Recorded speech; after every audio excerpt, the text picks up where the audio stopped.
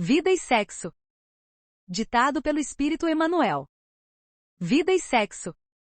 Que os problemas do sexo agitam atualmente vastos setores da vida humana, é incontestável. De que forma, porém, as teses do sexo são tratadas do plano espiritual para o plano terrestre? Semelhante indagação, repetidamente endereçada a nós outros pequenos servidores desencarnados, motivou a formação do despretensioso volume que oferecemos aqui aos leitores amigos. Com ele não disputamos qualquer posição nova ante os devotados lidadores da psicologia moderna que hoje esquadrinham os meandros da alma humana, para benefício da saúde mental da comunidade.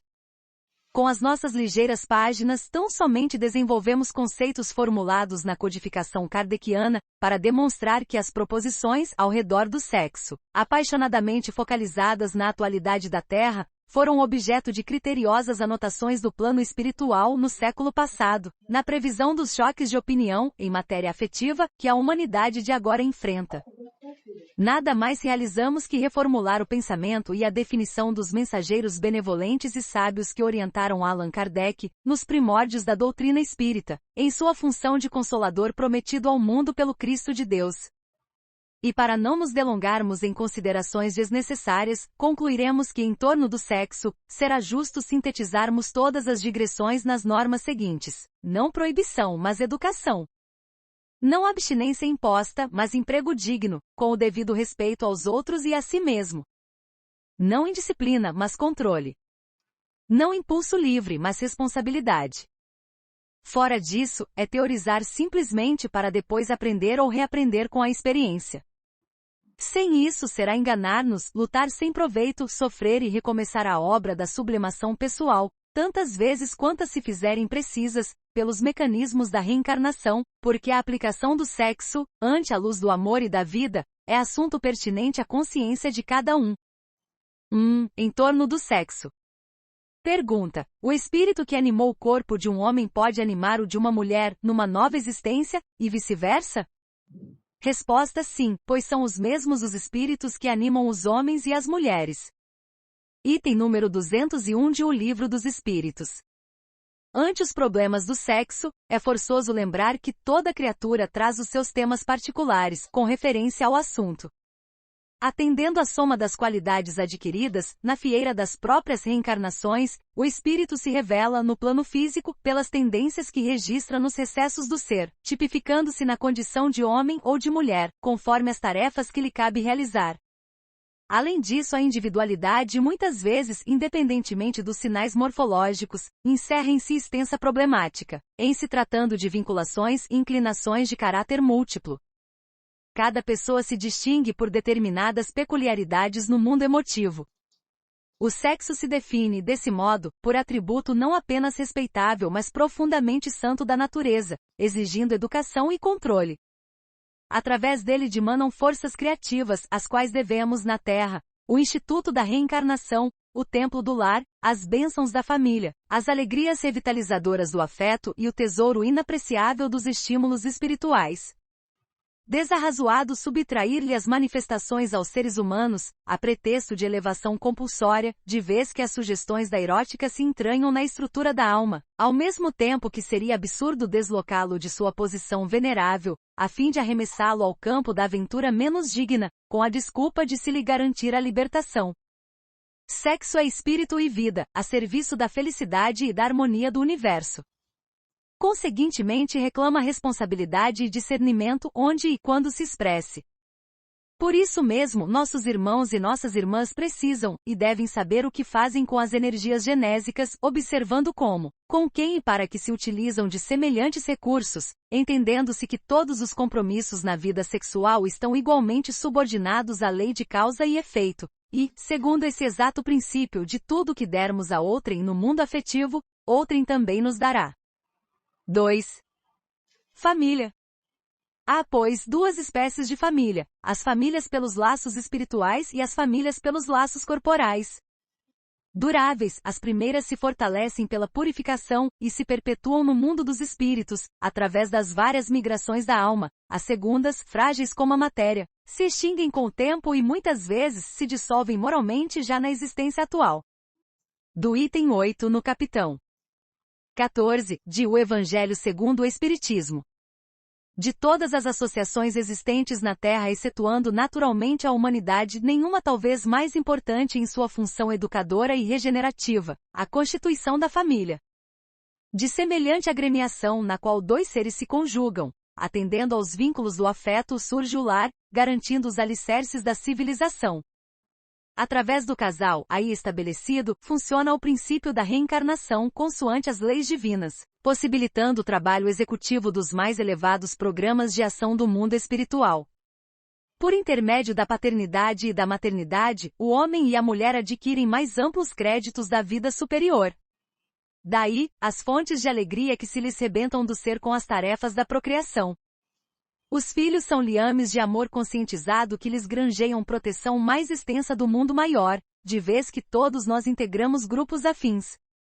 Na arena terrestre, é justo que determinada criatura se faça assistida por outras que lhe respiram a mesma faixa de interesse afetivo. De modo idêntico, é natural que as inteligências domiciliadas nas esferas superiores se consagrem a resguardar e guiar aqueles companheiros de experiência, volvidos à reencarnação para fins de progresso e burilamento. A parentela no planeta faz-se filtro da família espiritual sediada além da existência física, mantendo os laços preexistentes entre aqueles que lhe comungam o clima. Arraigada nas vidas passadas de todos aqueles que a compõem, a família terrestre é formada, assim, de agentes diversos, porquanto nela se reencontram comumente afetos e desafetos, amigos e inimigos. Para os ajustes e reajustes indispensáveis ante as leis do destino. Apesar disso, importa reconhecer que o clã familiar evolve incessantemente para mais amplos conceitos de vivência coletiva, sob os ditames do aperfeiçoamento geral, conquanto se erija sempre em educandário valioso da alma. Temos, dessa forma, no Instituto Doméstico uma organização de origem divina, em cujo seio encontramos os instrumentos necessários ao nosso próprio aprimoramento para a edificação do mundo melhor. 3. Namoro.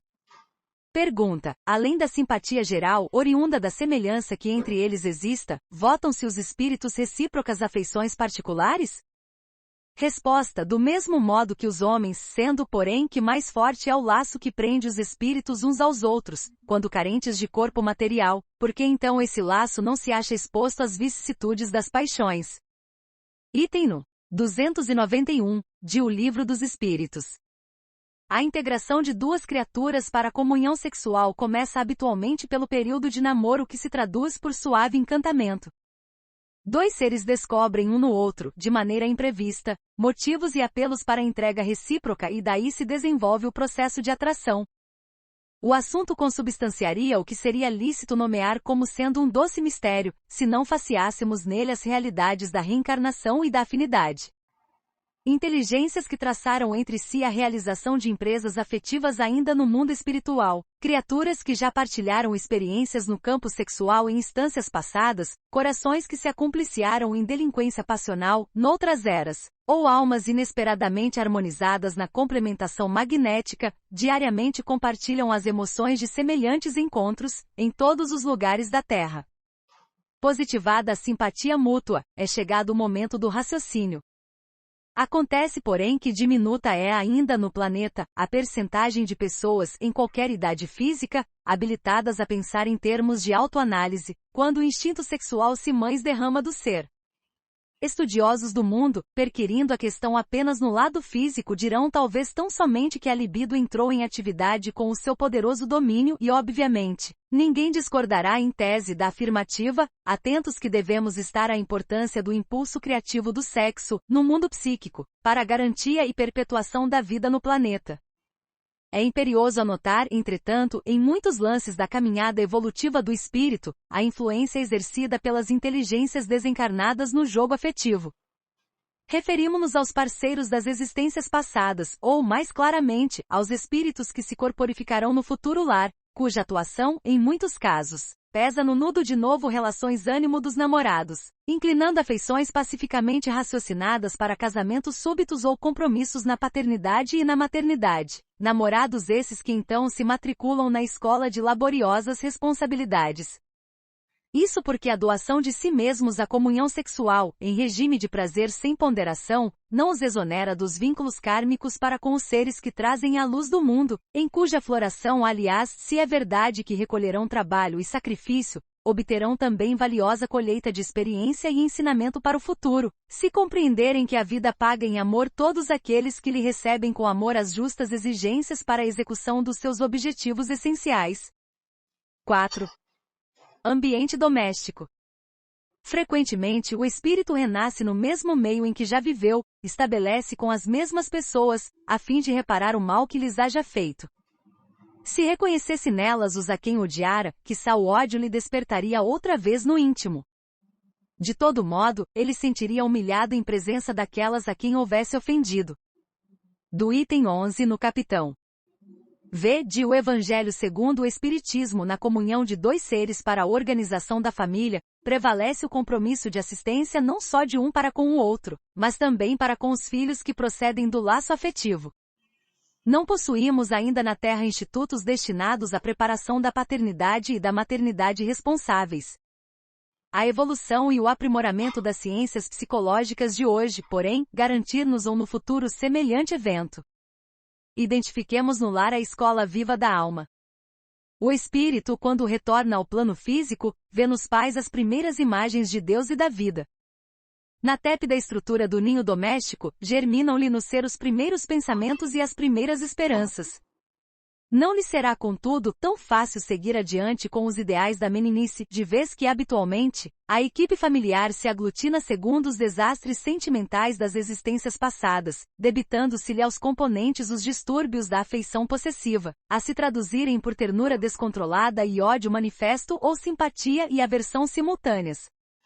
Pais imaturos, do ponto de vista espiritual, comumente se infantilizam no tempo exato do trabalho mais grave que lhes compete, no setor educativo, e, ao invés de guiarem os pequeninos com segurança para o êxito em seu novo desenvolvimento no estágio da reencarnação, embaraçam-lhes os problemas, ora tratando as crianças como se fossem adultos ou tratando os filhos adultos como se fossem crianças. Estabelecido o desequilíbrio, irrompem os conflitos de ciúme e rebeldia, narcisismo e crueldade, que asfixiam as plantas da compreensão e da alegria na gleba caseira, transformando-a em espinheiral magnético de vibrações contraditórias, no qual os enigmas emocionais trazidos do pretérito adquirem feição quase insolúvel. Decorre daí a importância dos conhecimentos alusivos à reencarnação, nas bases da família, com pleno exercício da lei do amor nos recessos do lar, para que o lar não se converta de bendita escola que é, em pouso neurótico, albergando moléstias mentais dificilmente reversíveis. 5. Energia sexual. Pergunta: é a mesma força que une os elementos da matéria nos corpos orgânicos e nos inorgânicos? Resposta: sim, a lei de atração é a mesma para todos. Item número 60 de O Livro dos Espíritos. A energia sexual, como recurso da lei de atração na perpetuidade do universo, é inerente à própria vida, gerando cargas magnéticas em todos os seres, à face das potencialidades criativas de que se reveste. Nos seres primitivos, situados nos primeiros degraus da emoção e do raciocínio, e ainda, em todas as criaturas que se demoram voluntariamente no nível dos brutos, a descarga de semelhante energia se opera inconsideradamente. Isso, porém, lhes custa resultados angustiosos a lhes lastrearem longo tempo de fixação em existências menos felizes, nas quais a vida, muito a pouco e pouco, ensina a cada um que ninguém abusa de alguém sem carrear prejuízo a si mesmo. À medida que a individualidade evolui, no entanto, passa a compreender que a energia sexual envolve o impositivo de discernimento e responsabilidade em sua aplicação, e que por isso mesmo deve estar controlada por valores morais que lhe garantam um emprego digno, seja na criação de formas físicas asseguradora da família, ou na criação de obras beneméritas da sensibilidade e da cultura para a reprodução e extensão do progresso e da experiência, da beleza e do amor, na evolução e burilamento da vida no planeta. Através da poligamia, o espírito assinala a si próprio longa marcha em existências e mais existências sucessivas de reparação e aprendizagem, em cujo transcurso adquire a necessária disciplina do seu mundo emotivo. Fatigado de experimentos dolorosos, nos quais recolhe o fruto amargo da delinquência ou do desespero que haja estabelecido nos outros, reconhece na monogamia o caminho certo de suas manifestações afetivas. Atento a isso, identifica na criatura que se lhe afina com os propósitos e aspirações do parceiro ou a parceira ideais para a comunhão sexual, suscetível de lhe granjear o preciso equilíbrio e capaz de lhe revitalizar as forças com que se põe no encalço do trabalho imprescindível à própria evolução. Em nenhum caso ser-nos-á lícito subestimar a importância da energia sexual que, na essência, verte da criação divina para a constituição e sustentação de todas as criaturas. Com ela e por ela é que todas as civilizações da Terra se levantaram, legando ao homem preciosa herança na viagem para a sublimação definitiva, entendendo-se, porém, que criatura alguma no plano da razão se utilizará dela, nas relações com outra criatura, sem consequências felizes ou infelizes, construtivas ou destrutivas, conforme a orientação que se lhe der. 6. Compromisso afetivo. O dever íntimo do homem fica entregue ao seu livre-arbítrio. O aguilhão da consciência, guardião da probidade interior, o adverte e sustenta, mas muitas vezes se mostra impotente diante dos sofismas da paixão. Fielmente observado, o dever do coração eleva o homem, porém, como determiná-lo com exatidão? Onde começa ele? O dever principia sempre para cada um de vós, do ponto em que ameaçais a felicidade ou a tranquilidade do vosso próximo. Acaba no limite que não desejais ninguém transponha com relação à vossa. Do item 7 no capitão 17, de O Evangelho segundo o Espiritismo, a guerra efetivamente flagela a humanidade, semeando terror e morticínio entre as nações. Entretanto, a afeição erradamente orientada, através do compromisso escarnecido, cobre o mundo de vítimas. Quem estude os conflitos do sexo na atualidade da Terra, admitindo a civilização em decadência, tão só examinando as absurdidades que se praticam em nome do amor, ainda não entendeu que os problemas do equilíbrio emotivo são, até agora de todos os tempos, na vida planetária. As leis do universo esperar-nos-ão pelos milênios afora, mas terminarão por se inscreverem, a caracteres de luz, em nossas próprias consciências. E essas leis determinam amemos os outros qual nos amamos. Para que não sejamos mutilados psíquicos, urge não mutilar o próximo.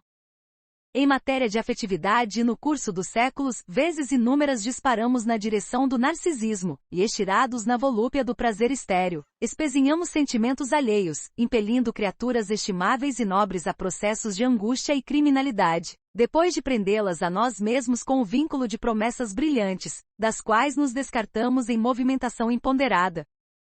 Toda vez que determinada pessoa convide outra à comunhão sexual ou aceita de alguém um apelo neste sentido, em bases de afinidade e confiança, estabelece-se entre ambas um circuito de forças, pelo qual a dupla se alimenta psiquicamente de energias espirituais, em regime de reciprocidade.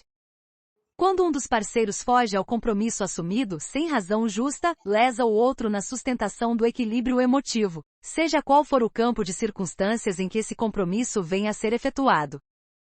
É dada a ruptura no sistema de permuta das cargas magnéticas de manutenção, de alma para alma, o parceiro prejudicado, se não dispõe de conhecimentos superiores na autodefensiva, entra em pânico, sem que se lhe possa prever o descontrole que muitas vezes raia na delinquência. Tais resultados da imprudência e da invigilância repercutem no agressor, que partilhará das consequências desencadeadas por ele próprio, debitando-se-lhe ao caminho a sementeira partilhada de conflitos e frustrações que carreará para o futuro.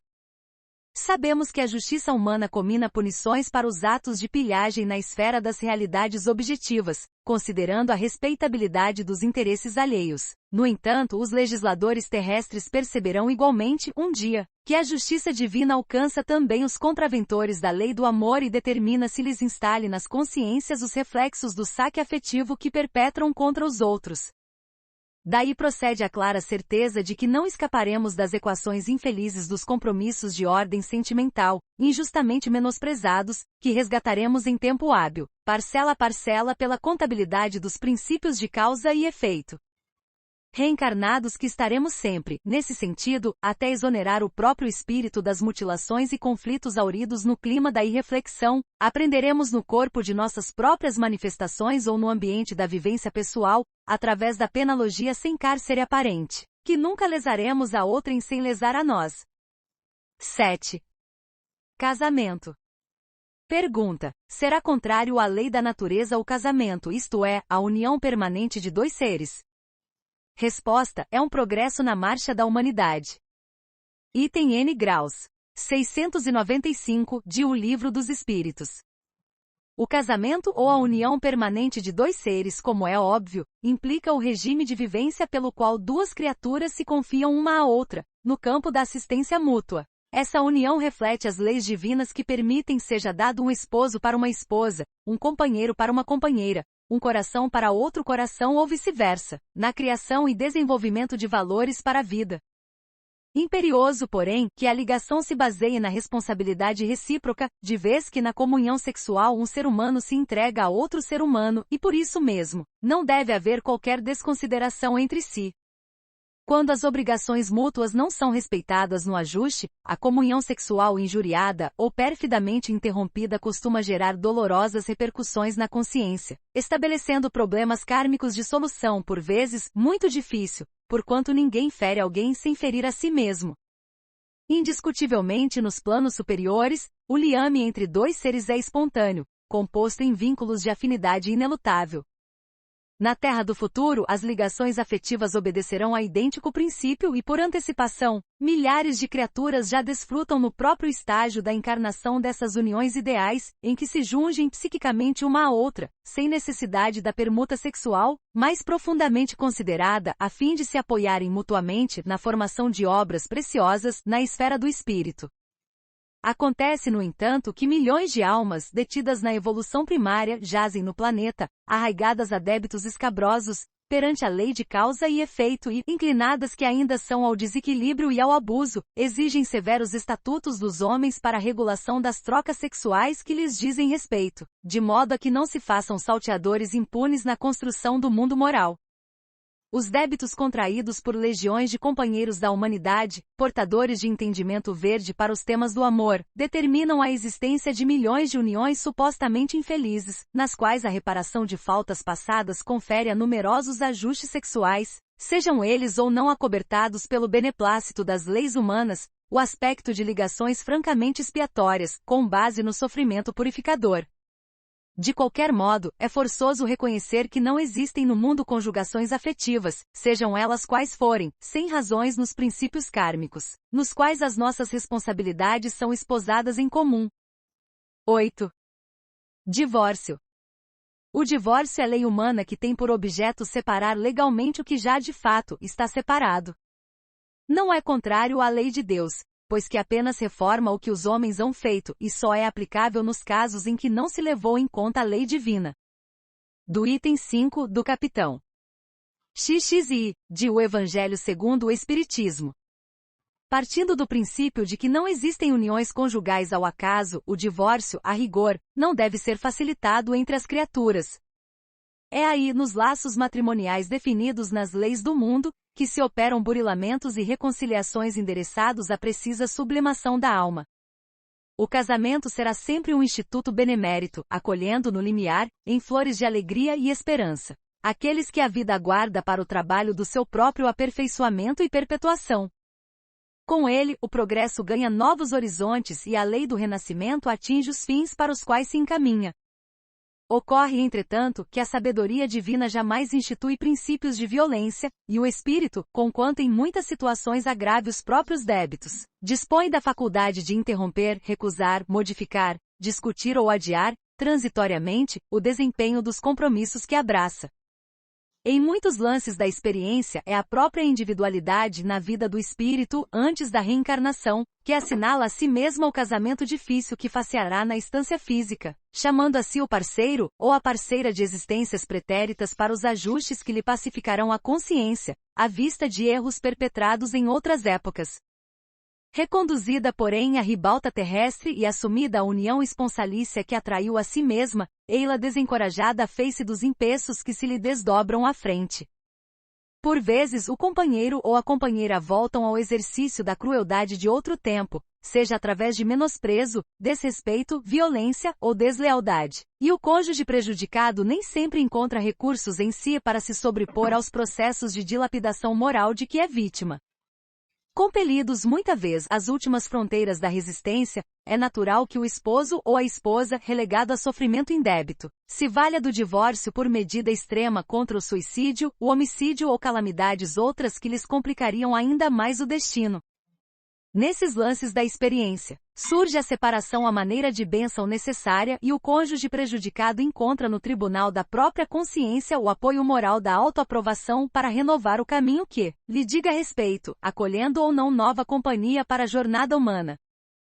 Óbvio que não nos é lícito estimular o divórcio em tempo algum, competindo-nos tão somente nesse sentido, reconfortar e reanimar os irmãos em lide, nos casamentos de provação, a fim de que se sobreponham às próprias suscetibilidades e aflições, vencendo as duras etapas de regeneração ou expiação que rogaram antes do renascimento no plano físico, em auxílio a si mesmos. Ainda assim, é justo reconhecer que a escravidão não vem de Deus e ninguém possui o direito de torturar ninguém, à face das leis eternas. O divórcio, pois baseado em razões justas, é providência humana e claramente compreensível nos processos de evolução pacífica. Efetivamente ensinou Jesus, não separeis o que Deus ajuntou, e não nos cabe interferir na vida de cônjuge algum, no intuito de arredá-lo da obrigação a que se confiou. Ocorre, porém, que se não nos cabe separar aqueles que as leis de Deus reuniu para determinados fins, são eles mesmos, os amigos que se enlaçaram pelos vínculos do casamento, que desejam a separação entre si, tocando-nos unicamente a obrigação de respeitar-lhes a livre escolha sem ferir-lhes a decisão. 9. União infeliz. Pergunta: qual o fim objetivado com a reencarnação? Resposta: expiação. Melhoramento progressivo da humanidade. Sem isto, onde a justiça? Item N graus 167, de O Livro dos Espíritos.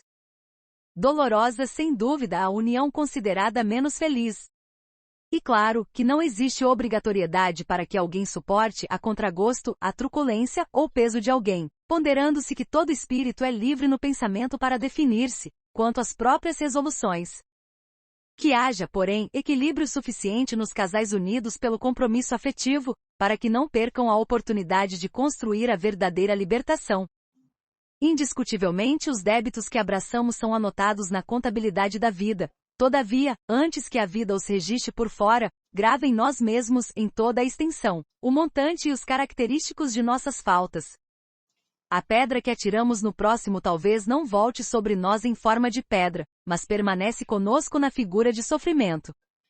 E enquanto não se remove a causa da angústia, os efeitos dela perduram sempre, tanto quanto não se extingue a moléstia, em definitivo, se não a eliminamos na origem do mal.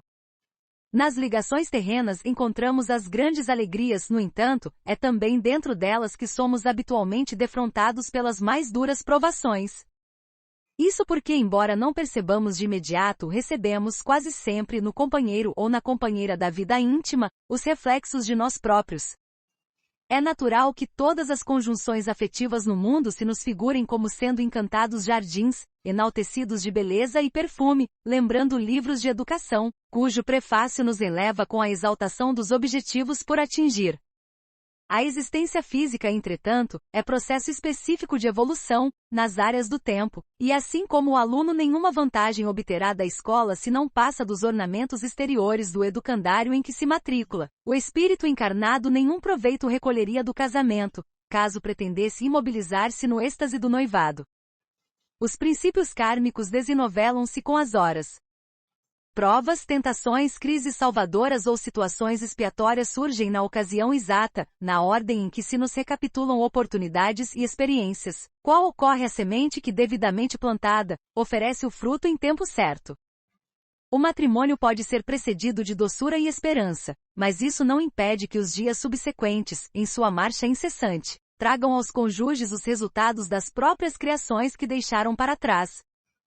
A mudança espera todas as criaturas nos caminhos do universo, a fim de que a renovação nos aprimore. A jovem suave que hoje nos fascina para a ligação afetiva, em muitos casos será talvez amanhã a mulher transformada, capaz de impor-nos dificuldades enormes para a consecução da felicidade. No entanto, essa mesma jovem suave foi no passado, em existências já transcorridas, a vítima de nós mesmos quando lhe infligimos os golpes de nossa própria deslealdade ou inconsequência, convertendo-a na mulher temperamental ou infiel que nos cabe agora relevar e retificar. O rapaz distinto que atrai presentemente a companheira para os laços da comunhão mais profunda, bastas vezes será provavelmente depois o homem cruel e desorientado, suscetível de constrangê-la a carregar todo um calvário de aflições, incompatíveis com os anseios de ventura que lhe palpitam na alma. Esse mesmo rapaz distinto, porém, foi no pretérito, em existências que já se foram, a vítima dela própria, quando desregrada ou caprichosa lhe desfigurou o caráter, metamorfoseando-o no homem vicioso ou fingido que lhe compete tolerar e reeducar.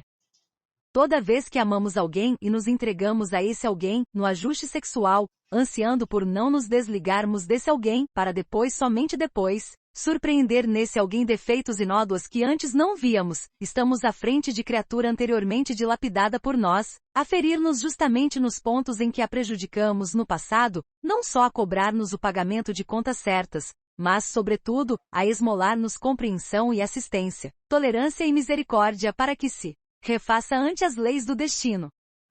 A união suposta infeliz deixa de ser, portanto, um cárcere de lágrimas para ser um educandário bendito, onde o espírito equilibrado e afetuoso, longe de abraçar a deserção, aceita, sempre que possível, o companheiro ou a companheira que mereceu ou de que necessita, a fim de quitar-se com os princípios de causa e efeito, liberando-se das sombras de ontem para elevar-se em silenciosa vitória sobre si mesmo, para os domínios da luz. 10. Filhos. Os laços do sangue não criam forçosamente os liames entre os espíritos. O corpo procede do corpo, mas o espírito não procede do espírito, porquanto o espírito já existia antes da formação do corpo. Não é o pai quem cria o espírito de seu filho, ele mais não faz do que lhe fornecer o invólucro corpóreo, cumprindo-lhe, no entanto, auxiliar o desenvolvimento intelectual e moral do filho para fazê-lo progredir. Do item 8, do capitão 14, de O Evangelho segundo o Espiritismo entre os casais, surge comumente o problema do abandono, pelo qual o parceiro lesado é compelido à carência afetiva. Criaturas integradas na comunhão recíproca, o afastamento uma da outra provoca, naturalmente em numerosas circunstâncias, o colapso das forças mais íntimas naquela que se viu relegada a escárnio ou esquecimento. Justo observar que toda criatura prejudicada usufrui o direito de envidar esforços na própria recuperação. Análogo princípio prevalece nas conjunções do sentimento, sempre efetuadas com fins determinados em vista. O companheiro ou a companheira menosprezada no círculo doméstico detém a faculdade de refazer as condições que julgue necessárias à própria euforia, com base na consciência tranquila. Não existem obrigações de cativeiro para ninguém nos fundamentos morais da criação. Um ser não dispõe de regalias para abusar impunemente de outro, sem que a vítima se veja espontaneamente liberta de qualquer compromisso para com o agressor. Em matéria afetiva, porém, se a união sexual trouxe filhos à paisagem terrestre, é razoável que as leis da vida reconheçam na criatura lesada a permissão de restabelecer a harmonia vibratória em seu mundo emotivo, logicamente dentro da ética que sustenta a tranquilidade da vida íntima. Entretanto, essas mesmas leis da vida rogam sem impor, às vítimas da deslealdade ou da prepotência que não renunciem ao dever de amparar os filhos, notadamente se esses filhos ainda não atingiram a puberdade que lhes traçará começo a compreensão dos problemas sexuais que afligem a humanidade. Em sobrevindo semelhantes crises, haja no parceiro largado em desprezo uma revisão criteriosa do próprio comportamento para verificar até que ponto haverá provocado a agressão moral sofrida e, embora se reconheça culpado ou não, que se renda, antes de tudo, à desculpa incondicional ante o ofensor, fundindo no coração os títulos ternos que tenha concedido ao companheiro ou à companheira da comunhão sexual no título de irmão ou de irmã, de vez que somos todos espíritos imortais interligados perante Deus através dos laços da fraternidade real. Aprenda ao parceiro moralmente danificado que só pelo esquecimento das faltas uns dos outros é que nos endereçaremos à definitiva sublimação e que nenhum de nós, os filhos da terra, está em condições de acusar nos domínios do sentimento, porquanto os virtuosos de hoje podem ter sido os caídos de ontem e os caídos de hoje serão possivelmente os virtuosos de amanhã a quem tenhamos talvez de rogar apoio e bênção, quando a justiça eterna nos venha descerrar a imensidão de nossos débitos acumulados em existências que deixamos para trás nos arquivos do tempo. Homem ou mulher em abandono se tem filhos pequeninos que se voltem, acima de tudo, para essas aves ainda tenras do pábulo doméstico, agasalhando-as sob as asas do entendimento e da ternura, por amor a Deus e a si mesmos, até que se habilitem aos primeiros contactos conscientes com a vida terrestre, antes de se aventurarem à adoção de nova companhia, isso porque podem usar a atribuição natural que lhes compete, no que se refere a possíveis renovações, sem se arriscarem a agravar os problemas dos filhos necessitados de arrimo e sem complicarem a própria situação perante o futuro. 11. Alterações afetivas. Pergunta: nenhuma influência exercem os espíritos dos pais sobre o filho depois do nascimento deste? Resposta: ao contrário, bem grande influência exercem. Conforme dissemos, os espíritos têm que contribuir para o progresso uns dos outros. Pois bem, os espíritos dos pais têm por missão desenvolver os de seus filhos pela educação. Constitui-lhes nisso uma tarefa. Tornar-se-ão culpados, se vierem a falir no seu desempenho. Item N graus 208, de O Livro dos Espíritos. Muito comum se alterem as condições afetivas, depois que o navio do casamento se afasta do cais do sonho para o mar largo da experiência. Converte-se então a esperança em trabalho e desnudam-se problemas que a ilusão envolvia. Em muitos casos, a altura da afeição permanece intacta, entretanto, na maioria das posições, arrefece o calor em que se aquecia o casal nos dias primeiros da comunhão esponsalícia. Urge, porém, salvar a embarcação ameaçada de sussobro, seja pelo choque contra os rochedos ocultos das dificuldades morais ou pelo naufrágio nas águas mortas do desencanto. Parceiro e parceira nos compromissos do lar, precisam reaprender na escola do amor, reconhecendo que acima da conjunção corpórea, fácil de se concretizar, é imperioso que a dupla se case em espírito, sempre mais em espírito, dia por dia. Não se inquiete o par, à frente das modificações ocorridas, de vez que toda afinidade correta, nas emoções do plano físico, evolui fatalmente para a ligação ideal, a exprimir-se na ternura confiante da amizade sem lindes. Extinta a fogueira da paixão na retorta da organização doméstica, remanesce da combustão o ouro vivo do amor puro, que se valoriza cada vez mais, de alma para alma, habilitando o casal para mais altos destinos na vida superior. Isso acontece, porque os filhos que surgem são igualmente peças do matrimônio, compelindo o lar a recriar-se, de maneira incessante, em matéria de instituto endereçado ao trabalho de assistência recíproca. O carinho repartido em princípio a dois, passa a ser dividido por maior número de partícipes do núcleo familiar, e esses mesmos condomínios do estabelecimento caseiro, em muitas circunstâncias, são os associados da doce hipnose do namoro e do noivado, que mantinham nos pais jovens ainda solteiros a chama da atração entusiástica até a consumação do enlaçamento afetivo. Quase sempre, espíritos vinculados ao casal, ora mais fortemente ao pai, ora mais especialmente ao campo materno, interessavam-se na vida maior pela constituição da família, a face das próprias necessidades de aprimoramento e resgate, progresso e autocorrigenda. Em vista disso, cooperaram em ação decisiva na aproximação dos futuros pais, aportando em casa, pelos processos da gravidez e do berço, reclamando naturalmente a cota de carinho e atenção que lhes é devida. Em toda a comunhão mais profunda do homem e da mulher na formação do grupo doméstico, seguida de filhos a lhes compartilhar a existência, há que contar com a sublimação espontânea do impulso sexual, cabendo ao companheiro e à companheira que o colocaram em função aderir aos propósitos da vida, que tudo renova para engrandecer e aperfeiçoar. Conquanto bastas vezes sejamos recalcitrantes na sustentação do amor egoístico, desvairado em exigências de toda espécie, a pouco e pouco acabamos por entender que apenas o amor que sabiamente se divide, em bênçãos de paz e alegria para com os outros, é capaz de multiplicar a verdadeira felicidade. 12. Desajustes. Sede indulgentes, meus amigos, porquanto a indulgência atrai, acalma, ergue, ao passo que o rigor desanima, afasta e irrita.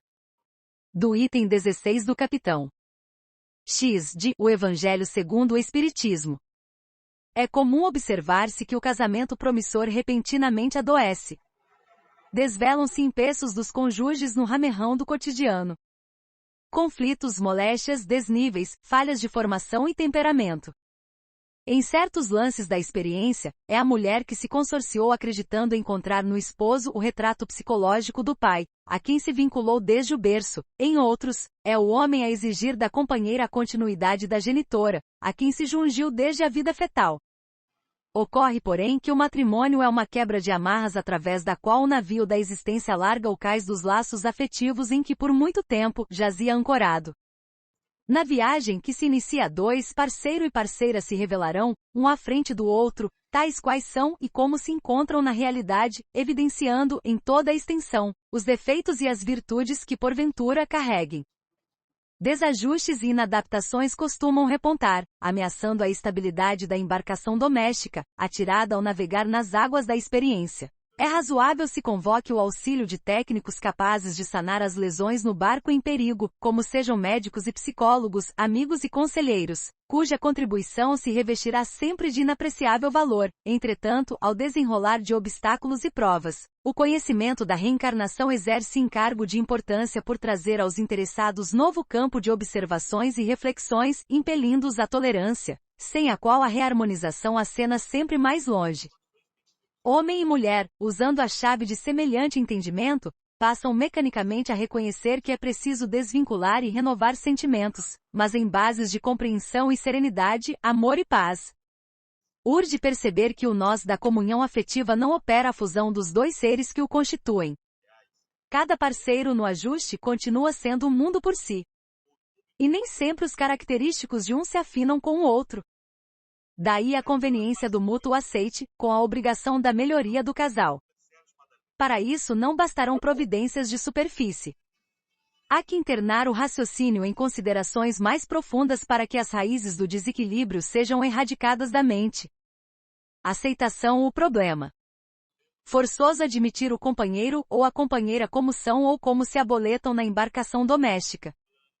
Efeito isso, inicie-se a obra da edificação ou da reedificação recíprocas. Óbvio que conclusões e atitudes não se impõem no campo mental, entretanto, não se arrependerá quem se dispõe a estudar os princípios da reencarnação e da responsabilidade individual no próprio caminho. Obtém-se da vida o que se lhe dá, colhe-se o material de plantio. Habitualmente o homem recebe a mulher, como a deixou e no ponto em que a deixou no passado próximo, isto é, nas instâncias do tempo que se foi para o continuismo da obra de resgate, ou de elevação no tempo de agora, sucedendo o mesmo referentemente à mulher. O parceiro desorientado, enfermo ou infiel, é aquele homem que a parceira, em existências anteriores, conduziu à perturbação, à doença ou à deslealdade, através de atitudes que o segregaram em deploráveis estados compulsivos, e a parceira, nessas condições, consubstancia necessidades e provas da mesma espécie. Tão somente na base da indulgência e do perdão recíprocos, mais facilmente estruturáveis no conhecimento da reencarnação, com as imbricações que se lhe mostram consequentes na equipe da família, conseguirão o companheiro e a companheira do lar o triunfo esperado, nas lides e compromissos que abraçam, descerrando a si mesmos a porta da paz e a luz da libertação. 13. Tédio no lar. Uma vez que os espíritos simpáticos são induzidos a unir-se, como é que entre os encarnados, frequentemente só de um lado a afeição e que o mais sincero amor se vê acolhido com indiferença e até com repulsão? Como é, além disso, que a mais viva afeição de dois seres pode mudar-se em antipatia e mesmo em ódio? Não compreendes então que isso constitui uma punição, se bem que passageira? Depois, quantos não são os que acreditam amar perdidamente, porque apenas julgam pelas aparências, e que, obrigados a viver com as pessoas amadas, não tardam a reconhecer que só experimentaram um encantamento material. Não basta uma pessoa estar enamorada de outra que lhe agrada e em quem supõe belas qualidades. Vivendo realmente com ela é que poderá apreciá-la. Tanto assim que em muitas uniões que a princípio parecem destinadas a nunca ser simpáticas, acabam os que as constituíram, depois de se haverem estudado bem e de bem se conhecerem, por votar-se, reciprocamente duradouro e eterno amor, porque assente na estima. Cumpre não se esqueça de que é o espírito quem ama e não o corpo, de sorte que, dissipada a ilusão material, o espírito vê a realidade. Duas espécies há de afeição, a do corpo e a da alma, acontecendo com frequência tomar-se uma pela outra. Quando pura e simpática, a afeição da alma é duradoura, efêmera a do corpo. Daí vem que muitas vezes os que julgavam amar-se com eterno amor passam a odiar-se, desde que a ilusão se desfaça. Seja qual seja o motivo em que o tédio se fundamente, recorram os companheiros imanizados em mútua associação no lar ao apoio recíproco mais profundo e mais intensivo. Com isso estarão em justa defesa da harmonia íntima, sem castigarem o próprio corpo. E reeducar-se-ão sem hostilizar os que, porventura, lhes demonstrem afeto, mas acolhendo-os, não mais na condição de cúmplices das aventuras deprimentes, a que se renderam outrora, e sim por irmãos queridos com quem podemos fundir-nos, em espírito, no mais alto amor espiritual. 14. Vinculações. Os que encarnam numa família, sobretudo como parentes próximos, são as mais das vezes, espíritos simpáticos, ligados por anteriores relações, que se expressam por uma afeição recíproca na vida terrena. Do item 8, do capitão 14, de O Evangelho segundo o Espiritismo. Estudos e pesquisas se multiplicam nos domínios da psicologia, quanto às complexidades do mundo infantil, e o exame das vinculações se destaca à vista. Cada pequenino é um campo de tendências inatas, com tamanha riqueza de material para a observação do analista que, debalde, se lhe penetrará os meandros da individualidade, baseando-nos no trabalho biológico de construção do ser, assente em milênios numerosos. É indubitável que surpreenderemos na criança todo o equipamento dos impulsos sexuais prontos à manifestação, quando a puberdade lhe assegure mais amplo controle do carro físico. E com esses impulsos, eis que lhe despontam do espírito as inclinações para maior ou menor ligação com esse ou aquele companheiro do núcleo familiar. O jogo afetivo, porém, via de regra se desenrola mais intensivamente entre ela e os pais, reconhecendo-se para logo se os laços das existências passadas estão mais fortemente entretecidos com o genitor ou a genitora. Debitando-se ao impulso sexual quase todos os alicerces da evolução sobre os quais se nos levanta a formação de espírito, é compreensível que o sexo apareça nas cogitações dos pequeninos em seu desenvolvimento natural, e nesse território de criações da mente infantil, ser-nos-á fácil definir a direção dos arrastamentos da criança, se para os ascendentes paternos ou maternos, porquanto aí revelará precisamente as tendências trazidas de instâncias outras que o passado arquivou. Com frequência, mas não sempre, as filhas propendem mais acentuadamente para a ligação com os pais, enquanto que os filhos se pronunciam por mais entranhado afeto para com as mães. Subsistirá, no entanto, qualquer estranheza nisso, quando não ignoramos que toda a estrutura psicológica em que se nos erguem os destinos, foi manipulada com os ingredientes do sexo, através de milhares de reencarnações? E aceitando os princípios de causa e efeito que nos lastreiam a experiência, desconheceremos, acaso, que os instintos sexuais nos orientaram à romagem, por milênios e milênios, no reino animal, edificando a razão que hoje nos coroa a inteligência?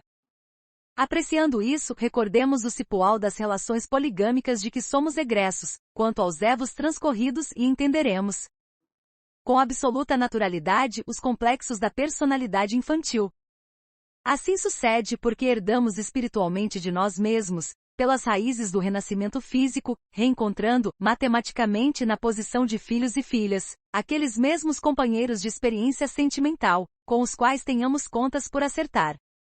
Atentos a semelhante realidade, somos logicamente impulsionados a concluir que os vínculos da criança, de uma forma ou de outra, em qualquer distrito de progresso e em qualquer clima afetivo, solicitam providências e previdências, que sintetizaremos tão somente numa palavra única: educação. 15. Desvinculações. Pergunta: a algumas pessoas a doutrina da reencarnação se afigura destruidora dos laços de família, com fazê-los anteriores à existência atual. Resposta: ela os distende, não os destrói. Fundando-se o parentesco em afeições anteriores, menos precários são os laços existentes entre os membros de uma mesma família. Essa doutrina amplia os deveres da fraternidade, porquanto, no vosso vizinho, ou no vosso servo, pode achar-se um espírito a quem tenhas estado presos pelos laços da consanguinidade. Item número 205, de O Livro dos Espíritos. A desvinculação entre os que se amam com a necessidade de sanar os enganos e erros do amor assume habitualmente o aspecto de dolorosa cirurgia psíquica. Por semelhante razão, a divina sabedoria concede às criaturas tempo e condições renovadas na preparação gradual do acontecimento. Essa desvinculação, via de regra, se verifica numa constante digna de nota, a posição de pais e filhos, incluindo-se nela os pais e filhos adotivos, de vez que, no enternecimento do lar, todos os jogos da ternura são colocados na mesa do cotidiano, revestidos de encantamento construtivo. No fundo, porém, da personalidade paterna ou do maternal coração, descansam os remanescentes de grandes afeições, às vezes desequilibradas e menos felizes, trazidos de outras instâncias nos domínios da reencarnação. A libido ou instinto sexual na forma de energia psíquica, tendente à conservação da vida, permanece em muitos casos na carícia dos pais, vestida em veludíneo manto de carinho e beleza, mas o amor é ainda no adito do espírito, qual fogo de vida que se nutre do próprio lenho. Por sua vez, nos entes queridos que retornam à estação da esperança doméstica, essa mesma afetividade reponta, insopitável e genuína, conquanto metamorfoseada nos brincos da infância. Os pequeninos, porém, recém-vindos da amnésia natural que a reencarnação lhes impõe, não conseguem esconder as próprias disposições no campo das preferências. E surgem neles, de inopino quase sempre, as inclinações descontroladas, nos caprichos com que se mostram, exigindo especial atenção de pai ou mãe, a revelarem, de modo claro, para que rumo se lhes dirigem os laços mais fortes. Geralmente, com muitas exceções, aliás, as filhas se voltam para os pais e os filhos para as mães, patenteando a natureza das ligações havidas em existências passadas e prenunciando a obra de desvinculação que se executará, inevitável, no futuro próximo. Óbvio que nem todos os filhos aparecem no lar categorizados à conta da desvinculação afetiva, porquanto milhões de espíritos no corpo da humanidade tomam a estrutura física no desempenho de encargos simples ou complexos, valendo-se da colaboração dos pais, à maneira de amigos que se entreajudam, nas faixas da confiança e da afinidade recíprocas. Referimo-nos, porém, ao lar como pouso de desligamento porque, na Terra, as relações entre pais e filhos e, consequentemente, as relações de ordem familiar constituem clima ideal para a libertação de quantos se jungiram entre si, de modo inconveniente, nos desregramentos emotivos em nome do amor. É assim que a sabedoria da natureza faculta o reencontro, sob as teias da parentela, de quantos se desvairaram, em outro tempo, nos desmandos de ordem sexual, reencontro esse que persiste em condições mais íntimas e mais profundas, até que os companheiros do pretérito, reencarnados na posição de filhos, atinjam a juventude, na existência nova, elegendo novos parceiros para sua vida afetiva, ante a presença ou a supervisão dos pais ou de familiares outros. Nem sempre satisfeitos ou tranquilos com as escolhas que são obrigados a assistir ou a aprovar pela força das circunstâncias. Pais que sofrem na entrega das jovens que o lar lhes confiou, aos companheiros que as requisitam para os mistérios do casamento, quase sempre estão renunciando à companhia de antigas afeições que eles mesmos, no passado, mal conduziam, ao passo que as mães experimentam análogo fenômeno de dilaceração psíquica, em se separando de filhos que lhes recordam, embora inconscientemente, as ligações empolgantes ou menos felizes de tempos que já se foram. E através das lutas e adeuses em família, com a criação de núcleos diferentes na parentela, pela transferência habitual dos filhos, seja noras e genros, ou a tarefas e experiências diversas das deles, os pais, sempre que respeitem as necessidades e resoluções dos seus rebentos, alcançam a vitória sobre si mesmos, no rumo da própria emancipação na imortalidade. 16. Aversões. Os que encarnam numa família, sobretudo como parentes próximos, são, as mais das vezes, espíritos simpáticos, ligados por anteriores relações, que se expressam por uma afeição recíproca na vida terrena. Mas também pode acontecer sejam completamente estranhos uns aos outros esses espíritos, afastados entre si por antipatias igualmente anteriores, que se traduzem na Terra por um mútuo antagonismo, que aí lhes serve de provação. Não são os da consanguinidade os verdadeiros laços de família e sim os da simpatia e da comunhão de ideias, os quais prendem os espíritos antes, durante e depois de suas encarnações. Do item 8, do capitão 14, de O Evangelho segundo o Espiritismo. Somos defrontados, em todos os departamentos da família humana, pelas ocorrências da aversão inata. Pais e filhos, irmãos e parentes outros, não raros se repelem desde os primeiros contactos. Claramente verificáveis os fenômenos da hostilidade entre adultos e crianças, trazidos pelo imperativo do berço à intimidade do dia a dia. Pais existem nutrindo antipatia pelos próprios rebentos, desde que esses rebentos lhes surgem no lar, e existem filhos que se inimizam com os próprios pais, tão logo senhoreiam o campo mental nos labores da encarnação. Arraigado no labirinto de existências menos felizes, de certo que o problema das reações negativas, culpas, remorsos, inibições, vinganças e tantos outros está presente no quadro familiar, em que o ódio acumulado em instâncias do pretérito se exterioriza, por meio de manifestações catalogáveis na patologia da mente. Nessa base de raciocínio, determinada criança terá sofrido essa ou aquela humilhação da parte dos pais ou tutores e se desenvolveu abafando propósitos de desforço, com o que intoxicou a si mesma no curso do tempo, e certos pais haverão sentido inesperada animosidade por esse ou aquele filho recém-nato, alimentando ciúme contra ele, embora sufocando tal sentimento com benéficas atitudes de convenção. Não muito raro, os cadastros policiais registram infanticídios em que pais ou mães aniquilam o corpo daqueles mesmos espíritos aos quais favoreceram com a encarnação na Terra. Indubitavelmente, o tratamento psicológico visando a cura mental e a sublimação da personalidade é o caminho ideal para semelhantes pacientes. Urge entender, porém, que médicos e analistas humanitários conseguirão efetuar prodígios de compreensão e de amor, liberando enfermos dessa espécie. No entanto, o estudo da reencarnação é igualmente chamado a funcionar, nos alicerces da obra de salvamento. Quantos milhares de existências terminam anualmente no mundo, pelos golpes da criminalidade? Claro está que as vítimas não foram arrebatadas para céus ou infernos teológicos. Se compenetradas quanto às leis de amor e perdão que dissipam as algemas do ódio, promovem-se a trabalho digno na espiritualidade, às vezes até mesmo em auxílio aos próprios algozes. Na maioria das circunstâncias, todavia, persistem no caminho daqueles que lhes dilapidaram a vida profunda, transformando-se em perseguidores magoados ou vingativos, jungidos mentalmente aos antigos ofensores, e finalmente reconduzidos, pelos princípios kármicos, ao renascimento junto deles, a fim de sanarem no clima da convivência os complexos de crueldade que ainda se lhes destilem do ser.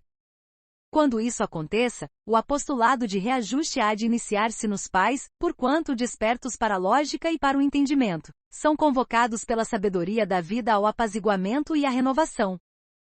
Observemos, no entanto, que em semelhantes domínios da alma o apoio da fé religiosa se erguerá em socorro e terapêutica. É indispensável amar e desculpar, compreender e servir, tantas vezes quantas se façam necessárias, de modo a que sofrimento e dissensão desapareçam e a fim de que, nas bases da compreensão e da bondade de hoje, as crianças de hoje se levantem na condição de espíritos reajustados, perante as leis do universo, garantindo aos adultos, nas trilhas das reencarnações por vindouras, a redenção de seus próprios destinos. 17. Aborto. Pergunta: constitui crime a provocação do aborto, em qualquer período de gestação? Resposta: há crime sempre que transgredis a lei de Deus. Uma mãe, ou quem quer que seja, cometerá crime sempre que tirar a vida a uma criança antes do seu nascimento, por isso que impede uma alma de passar pelas provas a que serviria de instrumento o corpo que se estava formando.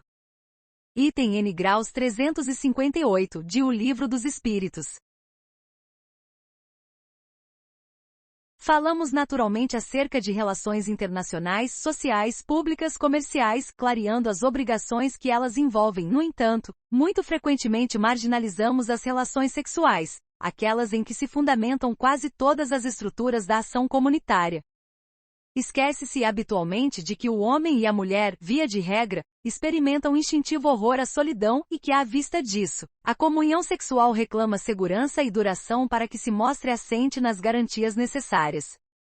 Impraticável, sem dúvida, impor a continuidade da ligação entre duas criaturas, a preço de violência. No entanto, à face das contingências e contratempos pelos quais o carro da união esponsalícia deve passar pelas estradas do mundo, as leis da vida, muito sabiamente, estabelecem nos filhos os elos da comunhão entre os cônjuges, atribuindo-lhes a função de fixadores da organização familiar, com a colaboração deles, os deveres do companheiro e da companheira, no campo da assistência recíproca se revelam mais claramente perceptíveis e o lar se alteia por escola de aperfeiçoamento e de evolução, em marcha para a aquisição de mais amplos valores do espírito, no mundo maior.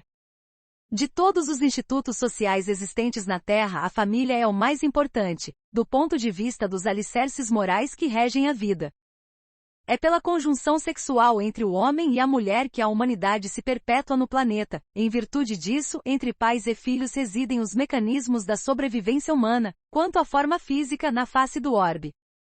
Fácil entender que é assim justamente que nós, os espíritos eternos, atendendo aos impositivos do progresso, nos revezamos na arena do mundo, ora envergando a posição de pais, ora desempenhando o papel de filhos, aprendendo, gradativamente na carteira do corpo carnal, as lições profundas do amor que nos soerguerá, um dia, em definitivo, da terra para os céus.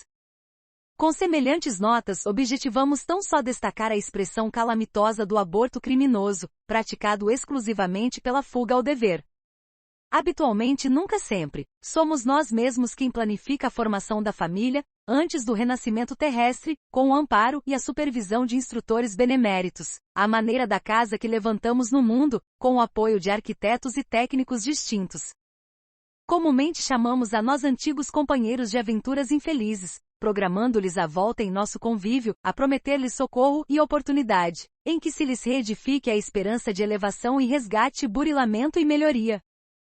Criamos projetos, aventamos sugestões, articulamos providências e externamos votos respeitáveis, englobando-nos com eles em salutares compromissos que, se observados, redundarão em bênçãos substanciais para todo o grupo de corações a que se nos vincula a existência. Se, porém, quando instalados na Terra, anestesiamos a consciência, expulsando-os de nossa companhia, a pretexto de resguardar o próprio conforto, não lhes podemos prever as reações negativas e, então, muitos dos associados de nossos erros de outras épocas, ontem convertidos, no plano espiritual, em amigos potenciais, à custa das nossas promessas de compreensão e de auxílio, fazem-se hoje, e isso ocorre bastas vezes, em todas as comunidades da Terra, inimigos recalcados que se nos entranham à vida íntima com tal expressão de desencanto e azedume que, a rigor, nos infundem mais sofrimento e aflição que se estivessem conosco em plena experiência física, na condição de filhos problemas, impondo-nos trabalho e inquietação. Admitimos seja suficiente breve meditação, em torno do aborto delituoso, para reconhecermos nele um dos grandes fornecedores das moléstias de etiologia obscura e das obsessões catalogáveis na patologia da mente, ocupando vastos departamentos de hospitais e prisões. 18. Pais e filhos. A ingratidão é um dos frutos mais diretos do egoísmo. Revolta sempre os corações honestos. Mas, a dos filhos para com os pais apresenta caráter ainda mais odioso. Do item 9 do capitão 14, de O Evangelho segundo o Espiritismo. Trazida a reencarnação para os alicerces dos fenômenos sociodomésticos, não é somente a relação de pais para filhos que assume caráter de importância, mas igualmente a que se verifica dos filhos para com os pais. Os filhos não pertencem aos pais, entretanto, de igual modo, os pais não pertencem aos filhos. Os genitores devem especial consideração aos que agridem os filhos e tentam escravizá-los, qual se lhes fossem objeto de propriedade exclusiva. Todavia encontramos, na mesma ordem de frequência, filhos que agridem os pais e buscam escravizá-los, como se os progenitores lhes constituíssem alimárias domésticas. A reencarnação traça rumos nítidos ao mútuo respeito que nos compete de uns para com os outros. Entre pais e filhos há naturalmente uma fronteira de apreço recíproco, que não se pode ultrapassar, em nome do amor, sem que o egoísmo apareça, conturbando-lhes a existência. Justo que os pais não interfiram no futuro dos filhos, tanto quanto justo que os filhos não interfiram no passado dos pais. Os pais não conseguem penetrar, de imediato, a trama do destino que os princípios kármicos lhes reservam aos filhos no porvir, e os filhos estão inabilitados a compreender, de pronto, o enredo das circunstâncias em que se mergulharam seus pais no pretérito, a fim de que pudessem volver, do plano espiritual ao renascimento no plano físico. Unicamente no mundo das causas, após a desencarnação, ser-lhes-á possível o entendimento claro, acerca dos vínculos em que se imanizam. Invoque-se à vista disso o auxílio de religiosos, professores, filósofos e psicólogos, a fim de que a excessiva agressividade filial não atinja as raias da perversidade ou da delinquência para com os pais e nem a excessiva autoridade dos pais venha a violentar os filhos, em nome de extemporânea ou cruel desvinculação. Pais e filhos são, originariamente, consciências livres, livres filhos de Deus empenhados no mundo à obra de autoburilamento, resgate de débitos, reajuste e evolução. As leis da vida englobam-lhes a individualidade no mesmo alto gabarito de consideração. Nunca é lícito o desprezo dos pais para com os filhos e vice-versa. Não configuramos no assunto qualquer aspecto lírico na temática afetiva. Apresentamos, sumariamente, princípios básicos do universo. A existência terrestre é muito importante no progresso e no aperfeiçoamento do espírito, no entanto, ao mesmo tempo, é simples estágio da criatura eterna no educandário da experiência física, à maneira de estudante no internato. Os pais lembram alunos em condições mais avançadas de tempo no currículo de lições, ao passo que os filhos recordam aprendizes iniciantes, quando surgem na arena de serviço terrestre com acesso na escola, sob o patrocínio dos companheiros que os antecederam, por ordem de matrícula e aceitação. E que os filhos jamais acusem os pais pelo curso complexo ou difícil em que se vejam no colégio da existência humana, porquanto, na maioria das ocasiões, foram eles mesmos, os filhos que, na condição de espíritos desencarnados, insistiram com os pais, através de afetuoso constrangimento ou suave processo obsessivo, para que os trouxessem de novo à oficina de valores físicos, de cujos instrumentos se mostravam carecedores, a fim de seguirem rumo correto, no encalço da própria emancipação. 19. Amor livre. Pergunta: qual das duas, a poligamia ou a monogamia, é mais conforme à lei da natureza? Resposta: a poligamia é lei humana cuja abolição marca progresso social. O casamento segundo as vistas de Deus tem que se fundar na afeição dos seres que se unem. Na poligamia não há afeição real, há apenas sensualidade. Item N grau 701, de O Livro dos Espíritos. Comenta-se a possibilidade de legalização das relações sexuais livres, como se fora justo escolher companhias para a satisfação do impulso genésico, qual se apontam iguarias ou vitaminas mais desejáveis numa hospedaria. Relações sexuais, no entanto, envolvem responsabilidade. Homem ou mulher, adquirindo parceira ou parceiro para a conjunção afetiva, não conseguirá, sem dano a si mesmo, tão somente pensar em si. Referentemente ao assunto, não se trata exclusivamente da ligação em base do matrimônio legalmente constituído. Se os parceiros da união sexual possuem deveres a observar entre si, a face de preceitos humanos voluntariamente aceitos, no plano das chamadas ligações extralegais acham-se igualmente submetidos aos princípios das leis divinas que regem a natureza. Cada espírito detém consigo o seu íntimo santuário, erguido ao amor, e espírito algum menoscabará o lugar sagrado de outro espírito, sem lesar a si mesmo. Conferir pretensa legitimidade às relações sexuais irresponsáveis seria tratar consciências, qual se fossem coisas, e se as próprias coisas, na condição de objetos, reclamam respeito, que se dirá do acatamento devido à consciência de cada um. É óbvio que ninguém se lembrará em são juízo de recomendar escravidão às criaturas claramente abandonadas ou espezinhadas pelos próprios companheiros ou companheiras a que se entregaram confiantes. Isso, no entanto, não autoriza ninguém a estabelecer liberdade indiscriminada para as relações sexuais que resultariam unicamente em licença ou devassidão. Instituído o ajuste afetivo entre duas pessoas, levanta-se, concomitantemente entre elas, o impositivo do respeito à fidelidade natural, ante os compromissos abraçados, seja para a formação do lar e da família ou seja para a constituição de obras ou valores do espírito. Desfeitos os votos articulados em dupla, claro que a ruptura corre à conta daquele ou daquela que a empreendeu, com o aceite compulsório das consequências que advenham de semelhante resolução. Toda sementeira se acompanha de colheita, conforme a espécie. É razoável nos lembremos disso, porquanto o autor ou autora da defecção à vida, ante os princípios de causa e efeito, é considerado violador de almas, assumindo com as vítimas a obrigação de restaurá-las, até o ponto em que as injuriou ou prejudicou, ainda mesmo quando na conceituação incompleta do mundo essas criaturas tenham sido encontradas supostamente já prejudicadas ou injuriadas por alguém. O diamante no lodo não deixa de ser diamante, sem perder o valor que lhe é próprio, diante da vida.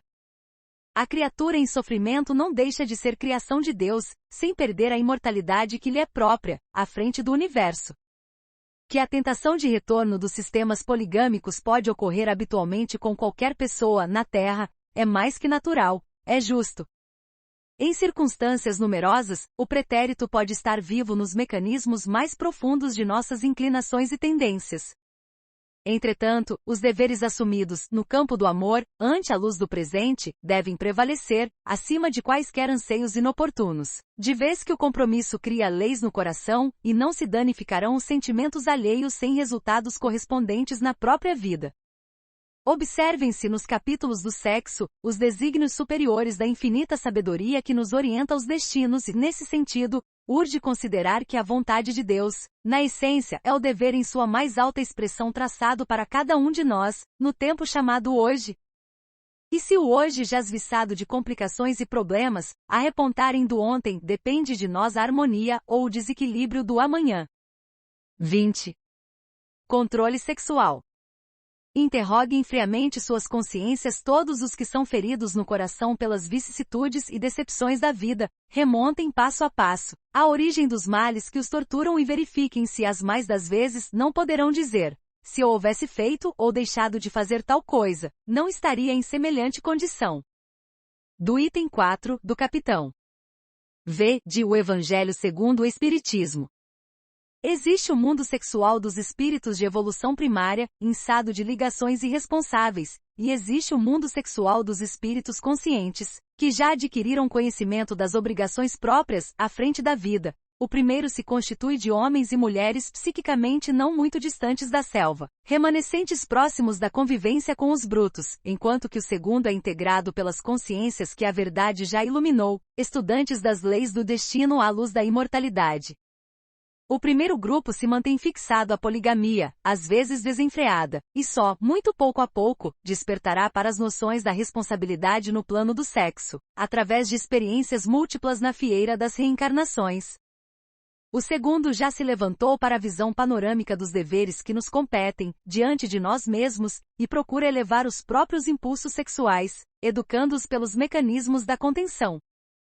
Falar de governo e administração no campo sexual, aos que ainda se desvairam em manifestações poligâmicas, seria exigir do silvícola encargos tão somente atribuíveis ao professor universitário, razão porque será justo deter-se alguém nesse ou naquele estudo alusivo à educação sexual apenas com aqueles que se mostrem suscetíveis de entender as reflexões exatas, nesse particular. Estabelecida a ressalva, perguntemos a nós mesmos se nos seria lícito abandonar, no mundo, os compromissos de natureza afetiva, assumidos diante uns dos outros. Assim nos externamos para considerar que a ligação sexual entre dois seres na Terra envolve a obrigação de proteger a tranquilidade e o equilíbrio de alguém que, no caso, é o parceiro ou a parceira da experiência a dois, e muito comumente, os dois se transfiguram em outros mais, na pessoa dos filhos e demais descendentes. Urge, desse modo, evitar arrastamentos no terreno da aventura, em matéria de sexo, para que a desordem nos ajustes propostos ou aceitos não venha romper a segurança daquele ou daquela que tomamos sob nossa assistência e cuidado, com reflexos destrutivos sobre todo o grupo em que nos arraigamos através da afinidade. Não se trata, em nossas definições, do chamado vínculo indissolvível criado por leis humanas, de vez que em toda parte encontramos companheiros e companheiras lesados pelo comportamento de parceiros escolhidos para a vivência sexual e que por isso mesmo adquirem, depois de prejudicados, o direito natural de se vincularem a outra ligação ou a outras ligações subsequentes, procurando companhia ao nível de sua confiança e respeitabilidade. Reportamo-nos ao impositivo da lealdade que deve ser respondida com lealdade, seja qual for o tipo de união em que os parceiros se comuniquem sexualmente um com o outro, sustentando o equilíbrio recíproco. Considerado o exposto, os participantes da comunhão afetiva, conscientes dos deveres que assumem, precisam examinar até que ponto terão gerado as causas da indisciplina ou deserção naquele ou naquela que desistiu da própria segurança íntima para se atirar à leviandade. Justo ponderar quanto a isso, porquanto em muitas ocorrências dessa espécie, não é somente aquele ou aquela que se revelam desleais aos próprios compromissos, o culpado pela ruptura na ligação afetiva, mas igualmente o companheiro ou a companheira que por desídia ou frieza, mesquinhez ou irreflexão nos votos abraçados, induz a parceira ou parceiro a resvalarem para a insegurança no campo do afeto, atraindo perturbações de feição e tamanho imprevisíveis. 21. Homossexualidade. Pergunta: quando errante, que prefere o espírito, encarnar no corpo de um homem ou no de uma mulher? Resposta: isso pouco lhe importa. O que o guia na escolha são as provas por que haja de passar. Item N graus 202, de O Livro dos Espíritos. A homossexualidade, também hoje chamada transexualidade em alguns círculos de ciência, definindo-se, no conjunto de suas características, por tendência da criatura para a comunhão afetiva com uma outra criatura do mesmo sexo, não encontra explicação fundamental nos estudos psicológicos que tratam do assunto em bases materialistas, mas é perfeitamente compreensível à luz da reencarnação. Observada a ocorrência, mais com os preconceitos da sociedade, constituída na Terra pela maioria heterossexual, do que com as verdades simples da vida, essa mesma ocorrência vai crescendo de intensidade e de extensão com o próprio desenvolvimento da humanidade, e o mundo vê na atualidade, em todos os países, extensas comunidades de irmãos em experiência dessa espécie, somando milhões de homens e mulheres, solicitando atenção e respeito, em pé de igualdade ao respeito e à atenção devidos às criaturas heterossexuais. A coletividade humana aprenderá gradativamente a compreender que os conceitos de normalidade e de anormalidade deixam a desejar quando se trate simplesmente de sinais morfológicos, para se erguerem como agentes mais elevados de definição da dignidade humana, de vez que a individualidade em si exalta a vida comunitária pelo próprio comportamento na sustentação do bem de todos ou a deprime pelo mal que causa com a parte que assume no jogo da delinquência. A vida espiritual pura e simples se rege por afinidades eletivas essenciais, no entanto, através de milênios e milênios, o espírito passa por fileira imensa de reencarnações, ora em posição de feminilidade, ora em condições de masculinidade, o que sedimenta o fenômeno da bissexualidade, mais ou menos pronunciado em quase todas as criaturas. O homem e a mulher serão, desse modo, de maneira respectiva, acentuadamente masculino ou acentuadamente feminina, sem especificação psicológica absoluta. A face disso, a individualidade em trânsito da experiência feminina para a masculina ou vice-versa, ao envergar o casulo físico, demonstrará fatalmente os traços da feminilidade em que terá estagiado por muitos séculos, em que pese ao corpo de formação masculina que o segregue, verificando-se análogo processo com referência à mulher nas mesmas circunstâncias. Obviamente compreensível em vista do exposto que o espírito no renascimento entre os homens pode tomar um corpo feminino ou masculino, não apenas atendendo-se ao imperativo de encargos particulares em determinado setor de ação, como também no que concerne a obrigações regenerativas. O homem que abusou das faculdades genésicas, arruinando a existência de outras pessoas com a destruição de uniões construtivas e lares diversos, em muitos casos é induzido a buscar nova posição, no renascimento físico em corpo morfologicamente feminino, aprendendo em regime de prisão, a reajustar os próprios sentimentos, e a mulher que agiu de igual modo é impulsionada à reencarnação em corpo morfologicamente masculino, com idênticos fins. E ainda em muitos outros casos, espíritos cultos e sensíveis, aspirando a realizar tarefas específicas na elevação de agrupamentos humanos e, consequentemente, na elevação de si próprios, rogam dos instrutores da vida maior que os assistem à própria internação no campo físico, em vestimenta carnal oposta à estrutura psicológica pela qual transitoriamente se definem. Escolhem com isso viver temporariamente ocultos na armadura carnal, com o que se garantem contra arrastamentos irreversíveis, no mundo afetivo, de maneira a perseverarem, sem maiores dificuldades nos objetivos que abraçam. Observadas as tendências homossexuais dos companheiros reencarnados nessa faixa de prova, ou de experiência, é forçoso se lhes dê o amparo educativo adequado, tanto quanto se administra instrução à maioria heterossexual.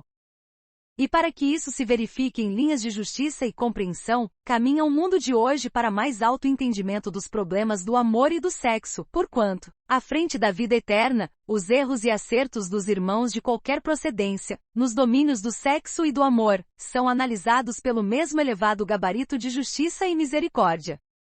Isso porque todos os assuntos nessa área da evolução e da vida se especificam na intimidade da consciência de cada um. 22. Adultério e prostituição. Atire-lhe a primeira pedra aquele que estiver isento de pecado, disse Jesus. Esta sentença faz da indulgência um dever para nós outros porque ninguém há que não necessite para si próprio de indulgência. Ela nos ensina que não devemos julgar com mais severidade os outros, do que nos julgamos a nós mesmos, nem condenar em outrem aquilo de que nos absolvemos. Antes de profligarmos a alguém uma falta, vejamos se a mesma censura não nos pode ser feita. Do item 13 do capitão X, de O Evangelho segundo o Espiritismo. É curioso notar que Jesus, em se tratando de faltas e quedas, nos domínios do espírito, haja escolhido aquela da mulher em falhas do sexo, para pronunciar a sua inovidável sentença: aquele que estiver sem pecado atire a primeira pedra. Dir-se-ia que no rol das defecções, deserções, fraquezas e delitos do mundo, os problemas afetivos se mostram de tal modo encravados no ser humano que pessoa alguma da terra haja escapado, no cardume das existências consecutivas, aos chamados erros do amor. Penetre cada um de nós os recessos da própria alma, e se consegue apresentar comportamento irrepreensível, no imediatismo da vida prática, ante os dias que correm indague-se, com sinceridade quanto às próprias tendências. Quem não haja varado transes difíceis, nas áreas do coração, no período da reencarnação em que se encontre, investigue as próprias inclinações e anseios no campo íntimo, e, em sua consciência, verificará que não se acha ausente do emaranhado de conflitos, que remanescem do acervo de lutas sexuais da humanidade. Desses embates multimilenares restam ainda, por feridas sangrentas no organismo da coletividade, o adultério que de futuro será classificado na patologia das doenças da alma, extinguindo-se por fim com remédio adequado, e a prostituição que reúne em si homens e mulheres que se entregam às relações sexuais, mediante paga, estabelecendo mercados afetivos. Qual ocorre aos flagelos da guerra, da pirataria, da violência homicida e da escravidão que acompanham a comunidade terrestre, há milênios, diluindo-se muito pouco a pouco. O adultério e a prostituição ainda permanecem na terra, por instrumentos de prova e expiação, destinados naturalmente a desaparecer, na equação dos direitos do homem e da mulher, que se harmonizarão pelo mesmo peso, na balança do progresso e da vida. Note-se que o lenocínio de hoje, conquanto situado fora da lei, é o herdeiro dos bordéis autorizados por regulamentação oficial, em muitas regiões, como sucedia notadamente na Grécia e na Roma antigas, em que os estabelecimentos dessa natureza eram constantemente nutridos por levas de jovens mulheres orientais, direta ou indiretamente adquiridas, à feição de alimárias para mistérios de aluguel. Tantos foram os desvarios dos espíritos em evolução no planeta, espíritos entre os quais muito raros de nós, os companheiros da Terra, não nos achamos incluídos, que de certo Jesus, personalizando na mulher sofredora a família humana, pronunciou a inesquecível sentença convocando os homens, supostamente puros em matéria de sexualidade, a lançarem sobre a companheira infeliz a primeira pedra. Evidentemente, o mundo avança para mais elevadas condições de existência. Fenômenos de transição explodem aqui e ali comunicando renovação. E com semelhantes ocorrências, surge para as nações o problema da educação espiritual, para que a educação do sexo não se faça irrisão com palavras brilhantes mascarando a licenciosidade. Quando cada criatura for respeitada em seu foro íntimo, para que o amor se consagre por vínculo divino, muito mais de alma para alma que de corpo para corpo, com a dignidade do trabalho e do aperfeiçoamento pessoal luzindo na presença de cada uma, então os conceitos de adultério e prostituição se farão distanciados do cotidiano, de vez que a compreensão apaziguará o coração humano e a chamada desventura afetiva não terá razão de ser. 23. Abstinência e celibato. Pergunta: o celibato voluntário representa um estado de perfeição meritório aos olhos de Deus? Resposta: não, e os que assim vivem por egoísmo desagradam a Deus e enganam o mundo. Pergunta: da parte de certas pessoas, o celibato não será um sacrifício que fazem com o fim de se votarem, de modo mais completo, ao serviço da humanidade? Resposta: o caso é muito diferente. Eu disse, por egoísmo. Todo sacrifício pessoal é meritório, quando feito para o bem. Quanto maior o sacrifício, tanto maior o mérito. Itens NS 698 e 699, de O Livro dos Espíritos. Abstinência em matéria de sexo e celibato na vida de relação pressupõe experiências da criatura em duas faixas essenciais: a daqueles espíritos que escolhem semelhantes posições voluntariamente para burilamento ou serviço, no curso de determinada reencarnação, daqueles outros que se veem forçados a adotá-las, por força de inibições diversas.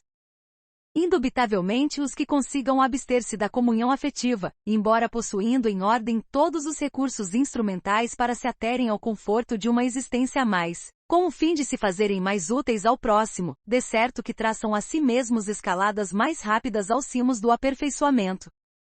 Agindo assim por amor, doando o corpo a serviço dos semelhantes, e por esse modo, amparando os irmãos da humanidade, através de variadas maneiras, convertem a existência, sem ligações sexuais, em caminho de acesso à sublimação, ambientando-se em climas diferentes de criatividade. Porquanto a energia sexual neles não estancou o próprio fluxo, essa energia simplesmente se canaliza para outros objetivos, os de natureza espiritual. E em concomitância com os que elegem conscientemente esse tipo de experiência, impondo-se duros regimes de vivência pessoal, encontramos aqueles outros, os que já renasceram no corpo físico induzidos ou obrigados à abstinência sexual, atendendo a inibições irreversíveis ou a processos de inversão pelos quais sanam erros do pretérito ou se recolhem a pesadas disciplinas que lhes facilitem a desincumbência de compromissos determinados em assuntos do espírito. Num e noutro caso, identificamos aqueles que se fazem chamar, segundo os ensinamentos evangélicos, como sendo eunucos, por amor do reino de Deus. Esses eunucos, porém, muito ao contrário do que geralmente se afirma, não são criaturas psicologicamente assexuadas, respirando em climas de negação da vida. Conquanto abstêmios da emotividade sexual voluntária ou involuntariamente, são almas vibrantes, inflamadas de sonhos e desejos, que se omitem, tanto quanto lhes é possível, no terreno das comunhões afetivas, para satisfazerem as obrigações de ordem espiritual a que se impõem. Depreende-se daí a impossibilidade de se doarem a quaisquer tarefas de reparação ou elevação sem tentações, sofrimentos, angústias e lágrima, e às vezes, até mesmo escorregões e quedas, nos domínios do sentimento, de vez que os impulsos do amor nela se mantêm com imensa agudeza, predispondo-as à sede incessante de compreensão e de afeto. Entendendo-se os valores da alma por alimento do espírito, impossível esquecer que a produção do bem e do aprimoramento se realiza à base de atrito e desgaste.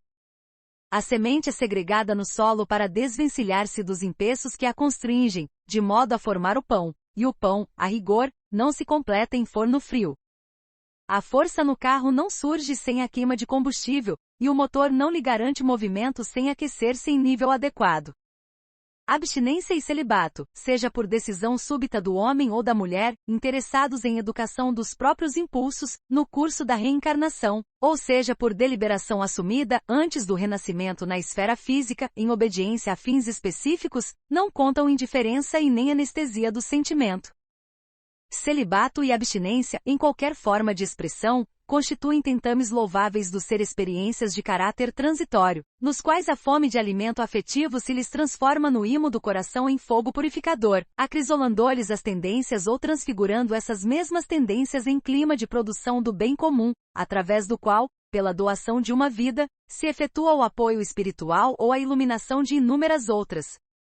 Tais considerações nos impelem a concluir que a vida sexual de cada criatura é terreno sagrado para ela própria, e que por isso mesmo, abstenção, ligação afetiva, constituição de família, vida celibatária, divórcio e outras ocorrências, no campo do amor, são problemas pertinentes à responsabilidade de cada um, erigindo-se, por essa razão em assuntos não de corpo para corpo, mas de coração para coração. 24. Carga erótica. Dois sistemas se defrontam, o dos ascetas que tem por base o aniquilamento do corpo, e o dos materialistas que se baseia no rebaixamento da alma. Duas violências quase tão insensatas uma quanto a outra. Ao lado desses dois grandes partidos, formiga a numerosa tribo dos indiferentes que, sem convicção e sem paixão, são mornos no amar e econômicos no gozar. Onde então a sabedoria? Onde então a ciência de viver? Em parte alguma, e o grande problema ficaria sem solução, se o espiritismo não viesse em auxílio dos pesquisadores, demonstrando-lhes as relações que existem entre o corpo e a alma e dizendo-lhes que por serem necessários um ao outro, importa cuidar de ambos. Amai, pois, a vossa alma, porém cuidai igualmente do vosso corpo, instrumento daquela. Desatender às necessidades que a própria natureza indica, é desatender à lei de Deus. Não castigueis o corpo pelas faltas que o vosso livre-arbítrio o induziu a cometer e pelas quais é ele tão responsável quanto o cavalo, mal dirigido, pelos acidentes que causa.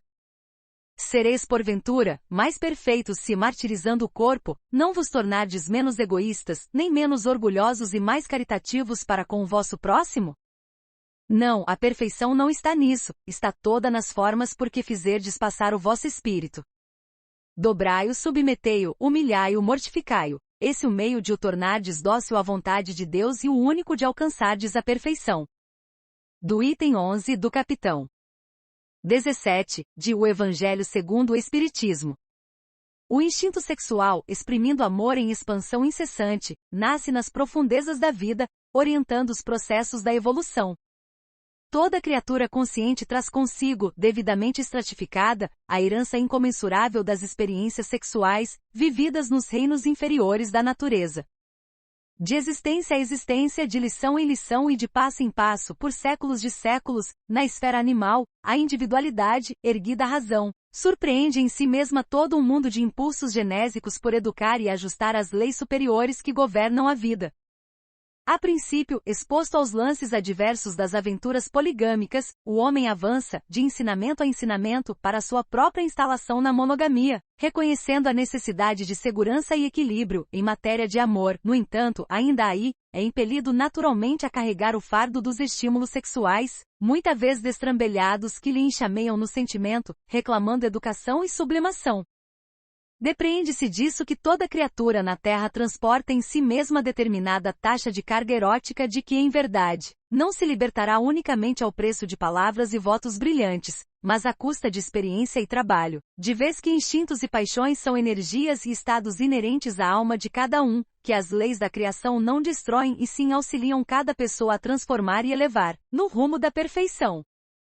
Fácil entender, portanto, que do erotismo, como fator de magnetismo sexual humano, na romagem terrestre, seja em se tratando de espíritos encarnados ou desencarnados na comunidade planetária, não partilham tão somente as inteligências que já se angelizaram, em minoria absoluta no plano físico, e aqueles irmãos da humanidade provisoriamente internados nas celas da idiotia, por força de lides expiatórias abraçadas ou requisitadas por eles próprios antes do berço terreno. Os espíritos sublimados se atraem uns aos outros por laços de amor considerado divino, por enquanto inabordáveis a nós outros, seres em laboriosa escalada evolutiva e que compartilhamos das tendências e aspirações, dificuldades e provas do gênero humano. E os companheiros temporariamente bloqueados por cérebros deficientes e obtusos atravessam períodos mais ou menos longos de silêncio emocionados, destinados a reparações e reajustes, quase sempre solicitados por eles mesmos. Repetimos, já que se sentenciam a entraves e inibições, no campo de exteriorização da mente, através dos quais refazem atitudes e recondicionam impulsos afetivos em preciosas tomadas e retomadas de consciência. À vista do exposto, é fácil reconhecer que toda criatura humana, sempre nascida ou renascida sob o patrocínio do sexo, carrega consigo determinada carga de impulsos eróticos, que a própria criatura aprende, gradativamente, a orientar para o bem e a valorizar para a vida. Diante do sexo não nos achamos, de nenhum modo, à frente de um despenhadeiro para as trevas, mas perante a fonte viva das energias em que a sabedoria do universo situou o laboratório das formas físicas e a usina dos estímulos espirituais mais intensos para a execução das tarefas que esposamos, em regime de colaboração mútua, visando ao rendimento do progresso e do aperfeiçoamento entre os homens. Cada homem e cada mulher que ainda não se angelizou ou que não se encontra em processo de bloqueio das possibilidades criativas, no corpo ou na alma, traz, evidentemente, maior ou menor percentagem de anseios sexuais, a se expressarem por sede de apoio afetivo, e é claramente nas lavras da experiência, errando e acertando e tornando a errar para acertar com mais segurança, que cada um de nós, os filhos de Deus em evolução na Terra, conseguirá sublimar os sentimentos que nos são próprios, de modo a erguer-nos em definitivo para a conquista da felicidade celeste e do amor universal. 25. Sexo e religião. Pergunta: como pode a alma, que não alcançou a perfeição durante a vida corpórea, acabar de depurar-se? Resposta: sofrendo a prova de uma nova existência. Pergunta: como realiza essa nova existência? Será pela sua transformação como espírito? Resposta: depurando-se, a alma indubitavelmente experimenta uma transformação, mas para isso necessária-lhe é a prova da vida corporal. Item N 166, de O Livro dos Espíritos.